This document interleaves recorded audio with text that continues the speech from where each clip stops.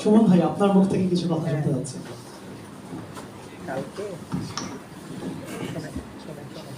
আসলে আমি খুবই ক্ষুদ্র মানুষ, হাত পা কাঁপছে।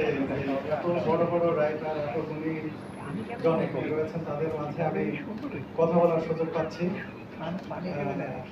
হারুন স্যারকে দেখতে পাচ্ছি, হারুন স্যার আমাকে খুব স্নেহ করেন। এছাড়া ছোটবেলা থেকে যাদের নাম শুনে এসেছি, যাদের বলা যায় যে অনুসরণ করে এসেছি, শাকুর মাজিদ স্যার রয়েছেন, আবার আহসান হাবিব স্যার রয়েছেন, যাকে দেখে আমি হুমায়ুন আহমেদ স্যারকে দেখতে পাই। যার দিকে তাকালে আজকে প্রথম সচক্ষে, মানে নিজের চোখে কাছে থেকে দেখলাম আর কি। এটা আমার জন্য খুবই একটা ভালো লাগার বিষয়। জিয়াউল হক স্যার আমাকে তার অফিসে যেতে বলেছেন, একজন সরকারি কর্মকর্তা, তারা তো আন্তরিক হন। আমি যাওয়ার সময় পাইনি, খুবই দুঃখিত। আমি অবশ্যই আসবো। আর একটা কথা বলে রাখি, আজকে আমি কন্টেন্ট তৈরি করি, ভিডিও তৈরি করি। আমার জীবনের প্রধান লক্ষ্য ছিল আমি লেখক হব। লেখক হব ছোটবেলা থেকে স্বপ্ন ছিল, কিন্তু লেখক হতে পারিনি।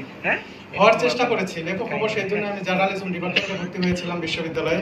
আমি জেনেছিলাম, আমি যখনই কোনো গল্প কবিতা লিখে পাঠাই, পত্রিকায় ছাপা হয় না, কষ্ট পাই। আমাকে সেই সময় বলা হলো, তুমি যদি সাংবাদিক হও তাহলে তুমি তোমার লেখাগুলো পত্র পত্রিকায় আসতে পারে। হ্যাঁ, তখন ছোটবেলার কথা আর কি। তখন থেকে ইচ্ছা ছিল যে আচ্ছা আমি তাহলে সাংবাদিকতায় পড়লাম, সাংবাদিক হলাম। তখন আমার লেখালেখি যা ছিল, আমি সাংবাদিকতার শুরুর দিক পর্যন্ত আমার একটা কবিতার বই, একটা গল্পের বই, একটা উপন্যাস পর্যন্ত আমার হয়েছে। যখন টেলিভিশনে এসেছি, আজকে আমার সব লেখালেখি সব শেষ হয়ে গেছে। কিন্তু আমার যে স্বপ্ন, যেটা লেখালেখি, সেটা থেকে আমি সত্যিকার অর্থে অনেক দূরেই এখন। কিন্তু এখানে আমি যাদেরকে দেখছি তারা প্রত্যেকে আমার এক একজন আইডল। তবে আমি লেখালেখি আমার ভিতরে এখনো শুনতে ইচ্ছা আছে। সামনে হয়তো আমি ভিডিও যে তৈরি করি, এটার পাশাপাশি আমি চেষ্টা করব ভ্রমণ বিষয়ক লেখালেখিও করতে। আমি যেসব জায়গায় যাচ্ছি সেটা শুধু আমি ভিডিওতেই বলবো না, সেটা নিয়ে আমি লেখালেখিও করব, কিছু লিখতে চাই আমি। আর আরেকটা বিষয়, আমি চেষ্টা করি সবসময় যে কিছু ইউনিক জায়গা ঘুরে দেখার। সেই তাড়না থেকেই আমি তিব্বতে গেছি, মঙ্গোলিয়ায় গেছি, এবং সর্বশেষ আমি আর্জেন্টিনা, ব্রাজিল হয়ে অ্যান্টার্কটিকা ঘুরে এসেছি। অ্যান্টার্কটিকা ভ্রমণটা আমার জীবনের সুন্দরতম অভিজ্ঞতার মধ্যে একটা, ইভেন তিব্বত, মঙ্গোলিয়াও।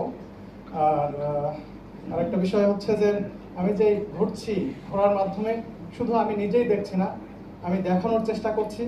জানি না কতটা দেখাতে পারছি। আর এখানে একজন ভাই আমার সম্পর্কে বললেন, তিনি আমাকে ফলো করেন। অনেকে বলেন যে এই যে আজকেও একটা পুরস্কার পেলাম, আমাকে বলেন যে আপনি কতটা পুরস্কার পেয়েছেন। আমি বরাবরই বলি যে মানুষের ভালোবাসার চেয়ে বড় পুরস্কার দুনিয়াতে আর কিচ্ছু নেই।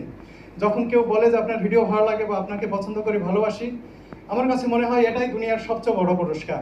তবে এই সব পুরস্কারেরও দাম আছে। এই পুরস্কারগুলো আমাকে আরো উৎসাহিত করে ভালো কাজ করতে। সেজন্য কৃতজ্ঞতা জানাচ্ছি আমার মতো ক্ষুদ্র একটা মানুষকে এরকম অনুষ্ঠানে ডেকে এভাবে পুরস্কার দিয়ে সম্মানিত করার জন্য।